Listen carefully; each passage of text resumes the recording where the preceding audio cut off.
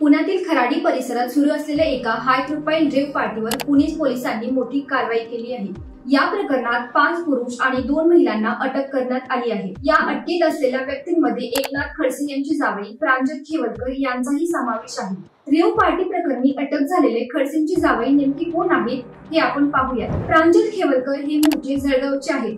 प्रांजलने पुण्यातील भारतीय विद्यापीठामधून doctor of मेडिसिनचे शिक्षण घेतले आहे। रोहिणी खडसे व प्रांजल खेवलकर यांचे लग्न 2013 मध्ये झाले।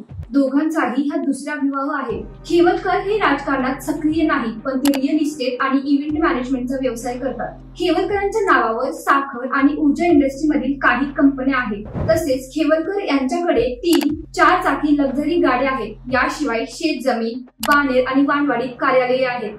तसेच हडपसर येथे बंगला असून नाशिक मधील मुक्ताईनगर येथे देखील निवासी जागा आहे। खेवलकर यापूर्वीही सोनाटा लिमोसिन कारमुळे वादात सापडले होते। व्हिडिओ आवडल्यास पेजला लाईक, शेअर आणि फॉलो करायला विसरू नका।